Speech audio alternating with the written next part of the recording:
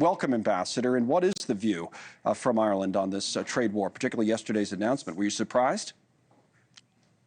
Good afternoon, Connor. Well, the President, of course, had trailed the tariffs for some time to come, but I must say we deeply regret the announcement made yesterday. We see no justification for the tariffs, and we believe they're in no one's interest. They're going to raise costs on consumers, on businesses. We've seen that they will have an immense global impact, and certainly, as the Irish representative here, I can say that we have major concerns around inflation costs and also jobs.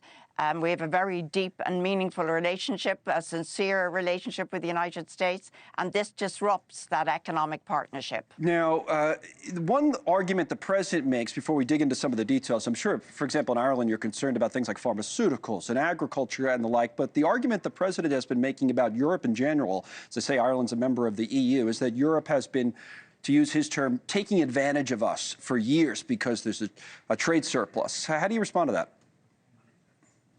Well, first of all, you mentioned just two sectors there, pharma and agriculture, Connor. And I can tell you, for the last 30 years, there's been zero for zero tariffs on pharmaceutical products and agricultural products traded between the United States and Europe and the United States. So we have had a period of prosperity and growth on both sides of the Atlantic because we've had a free, open, and we would see it in Europe as a fair trading system. If there is grit in the system, if there are issues in our trading relationship, Europe's answer to that is to sit at a table and to talk about it. We called for months for the administration to talk before tariffs. Now, yesterday, we had the grim announcement as we see it. Right. We're still saying, in a patient way, let's get to the table and talk. So if we have a line graph, I'm going to show it, of the pharmaceutical imports coming into the United States from Ireland and from two other countries as well. So it's a huge industry, but one of the interesting things about pharmaceuticals, you get a lot, Ambassador, of American companies people would recognize here that are based here, that operate there because the business conditions are more favorable to them, and then they will, even though they're American companies in many cases, import their goods and services, in this case pharmaceutical products, to the United States. Do you see all of that changing? What do you think the impact of this is going to be? Well, I hope it doesn't change, because I think that the United States and the investors, the US investors in the Irish pharmaceutical productions, are there for good reason. As someone said to me today, they're not there for the weather.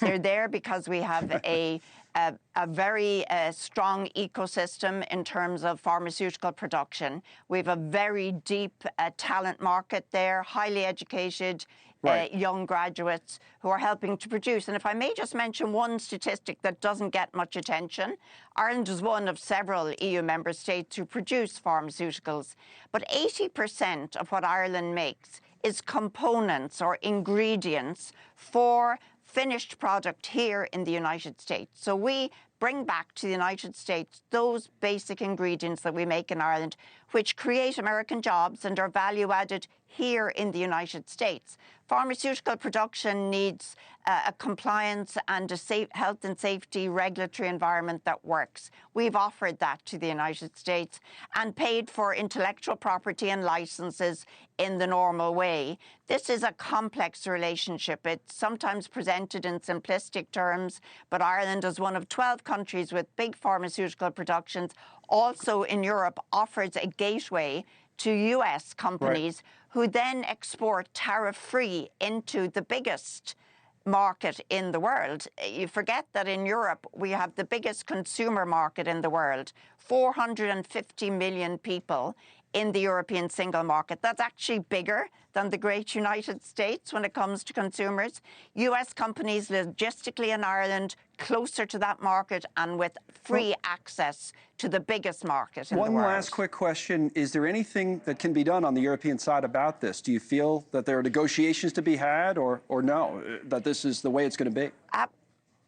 No, absolutely. Europe is knocking on the door, saying that we want to sit down and have negotiations. The Irish authorities have had ongoing contacts, of course, very much in Brussels overnight and this morning. Right. I spoke with our ministers today. They want to have discussions at the European level with the United States. But is anybody answering the door here in the US when you knock? Nobody seems to be answering. I think they're hearing the knock. We need them to open the door and let us sit at the table with them. Thanks so much for watching. Just go to joinnn.com to find NewsNation on your television provider. And don't forget to click the red subscribe button below to get more of NewsNation's fact-driven, unbiased coverage.